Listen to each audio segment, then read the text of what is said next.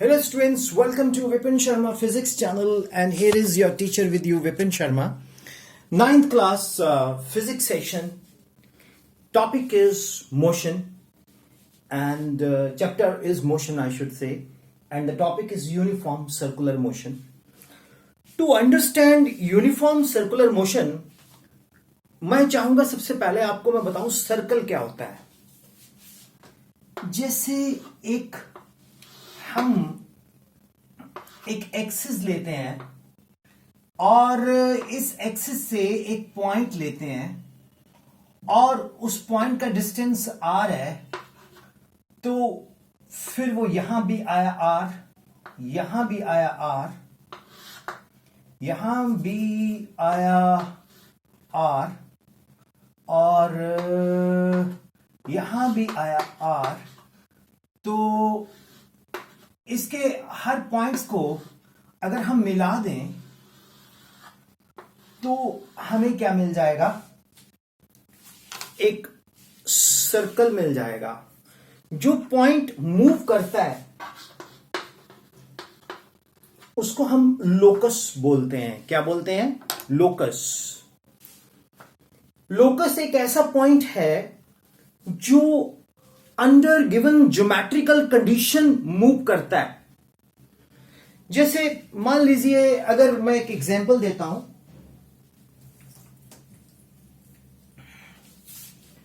जैसे ये मेरी फिंगर्स ओ है, करेक्ट, और ये जो नॉब है ये पॉइंट पी है. तो अब फिंगर्स और नॉब के बीच का जो डिस्टेंस है वो कभी नहीं चेंज होगा. R R R R R R. तो अब ये नहीं जा सकता ना कहीं भी दूर, लेकिन इसको बोल तू चल, ये चलेगा, लेकिन ये अपना डिस्टेंस दूर नहीं कर सकता, ना डिक्रीज कर सकता है. तो हम क्या बोलेंगे? ये सर्कुलर मोशन में मूव कर रहा है ये particle. It is moving under given some geometrical condition. वो ज्योमेट्रिकल कंडीशन क्या है? इसका जो डिस्टेंस है फ्रॉम द सेंटर वो चेंज नहीं हो रहा, distance remains same. That is any particle which moved under some given geometrical condition, that is called locus. और अगर लोकस का किसी पॉइंट से डिस्टेंस हमेशा फिक्स हो तो वो क्या होगा? कौन सी मोशन होगी? Circular motion. कौन सी मोशन होगी? Circular motion. Hope it is clear. So logic पकड़ने की कोशिश करो. लॉजिक बड़ा सिंपल है कि हम एक पार्टिकल लेंगे और उस पार्टिकल को हम मूव करवाएंगे under A given condition that इसका जो डिस्टेंस है वो हमेशा क्या रहे? कांस्टेंट रहे. इसका डिस्टेंस कभी भी चेंज ना करे. करेक्ट. तो ये तो हो गया जी सर्कल. सर्कल का रेडियस हमेशा किसी कांस्टेंट पॉइंट से, जिसको हम ओरिजिन बोलते हैं, फिक्स होता है. अब हम ये एक सर्कल ड्रॉ करते हैं. ये इसका ओरिजिन है, ये पॉइंट है. यहां पर पार्टिकल की स्पीड है v और यहां पर भी पार्टिकल की स्पीड है v और यहां पर भी पार्टिकल की स्पीड क्या है? v. तो यहां भी पार्टिकल की स्पीड क्या है? v. तो हर जगह पार्टिकल की जो स्पीड है वो नहीं चेंज कर रही, वो सेम है. स्पीड क्या है फिर? यूनिफॉर्म. स्पीड क्या है पार्टिकल की? यूनिफॉर्म. जब पार्टिकल की स्पीड यूनिफॉर्म हो और उसका सेंटर से डिस्टेंस कांस्टेंट हो, जब पार्टिकल की स्पीड यूनिफॉर्म हो और उसका सेंटर से डिस्टेंस कांस्टेंट हो, तो उसको हम क्या बोलते हैं? Uniform circular motion.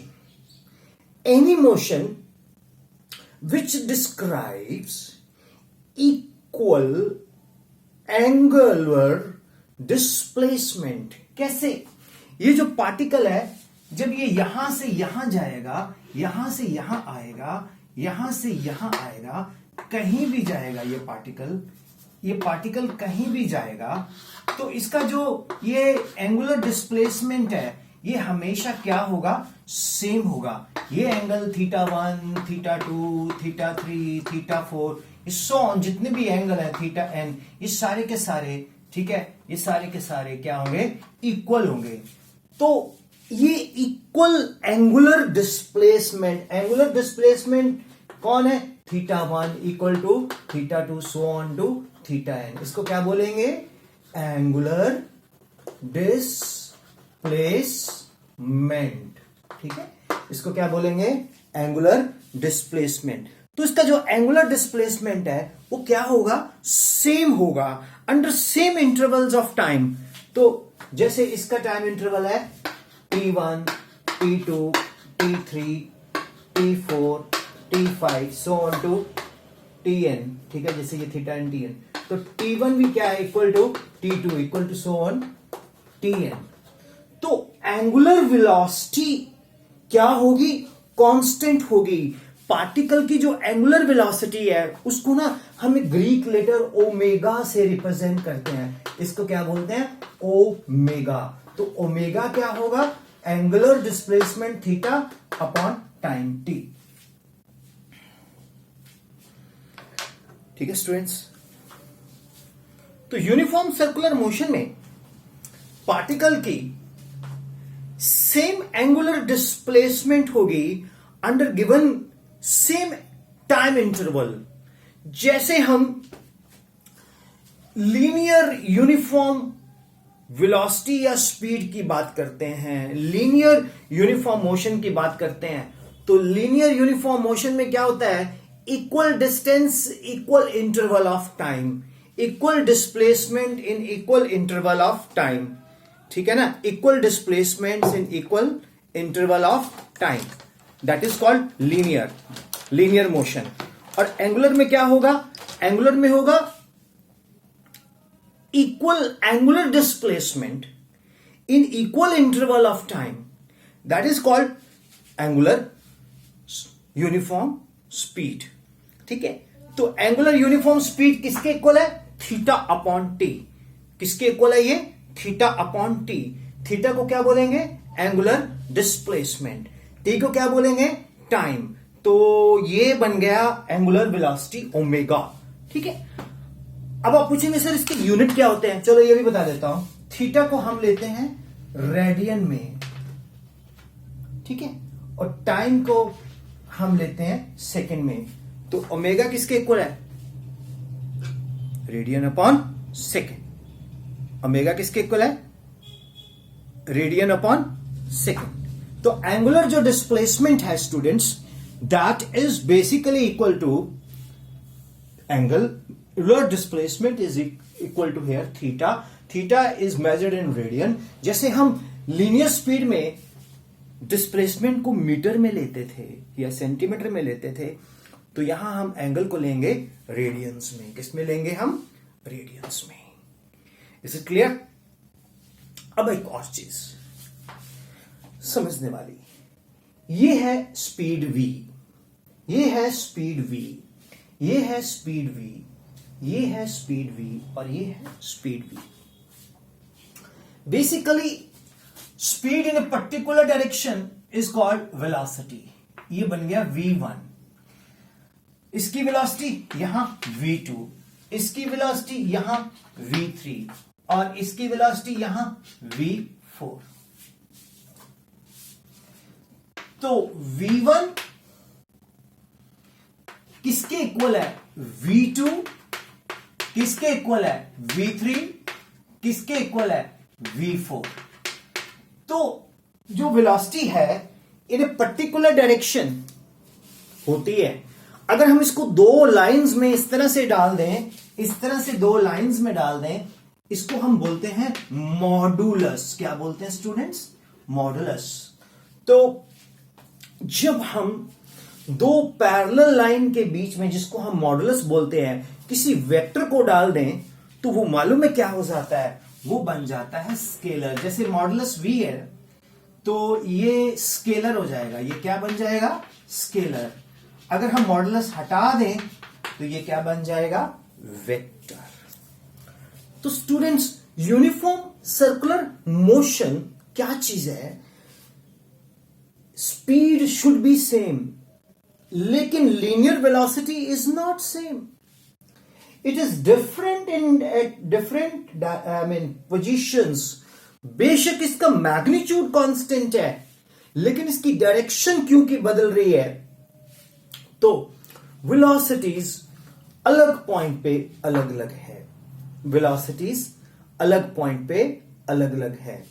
तो इसलिए स्टूडेंट्स, ये हमारे लिए क्या है, uniform circular motion. Hope it is clear students. मैंने एक्सप्लेन करने की कोशिश की है। देखिए स्टूडेंट्स, जो क्लासरूम टीचिंग होती है उसको कभी भी हम रिप्लेस नहीं कर सकते, ठीक है, लेकिन कोशिश तो की जा सकती है उस तक पहुंचने की, राइट। मैं तो आपके टीचर का असिस्टेंट हूं, जो आपके टीचर आपको क्लास में पढ़ाते हैं, यहां भी पढ़ाते हैं, जिससे भी पढ़ते हो, मैं तो एक उनका असिस्टेंट हूं। लेकिन मेरी कोशिश ये रहती है कि मैं आपको पहले सिलेबस सिखा दूं अच्छे से। जब सिलेबस आएगा तो फिर हम ऊपर के लेवल में भी जा सकते हैं, ठीक। अगर आपने बोर्ड्स में अच्छा मार्क्स ही नहीं लिया, और भले आप क्लास में जितने मर्जी अच्छे क्वेश्चंस पूछो, जितने मर्जी इंटेलिजेंट हो, तो सर्टिफिकेट पे कहीं नहीं लिखा होगा कि Pintu is very good at studies in the class but he is failure, तो इसको बड़े प्यार से मिलना, इज्जत से मिलना, लेकिन ये फेल हो गया है, लेकिन ये 9th में ही रहेगा, लेकिन ये बड़ा इंटेलिजेंट है। ये क्या बात बनी? तो सबसे पहले तो हमें सिलेबस सीखना पड़ेगा।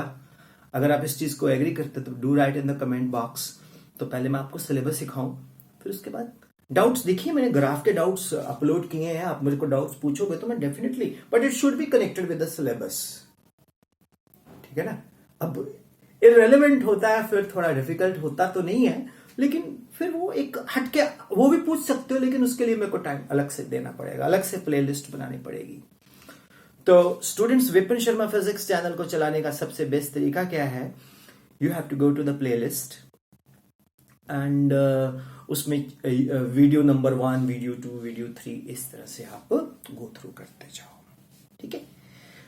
So good, clear, uniform circular motion, ठीक है ना। अब आपको जो नोट्स मिले हैं स्कूल में सर के, उसको आप फॉलो करो। यहां से आपने एक्सप्लेनेशन ले लिया। Thank you very much. आपको अगर ये चैनल अच्छा लगता है तो अपने फ्रेंड्स को बताने में क्या हर्ज है।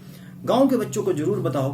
पहले मेरे सारे लेक्चर सारे इंग्लिश में होते थे, मैं बायलैंग्वेज सारा कर रहा हूं, तो कोशिश होती है कि आपको बेस्ट दिया जाए। Thank you, bye bye, God bless you, love you all.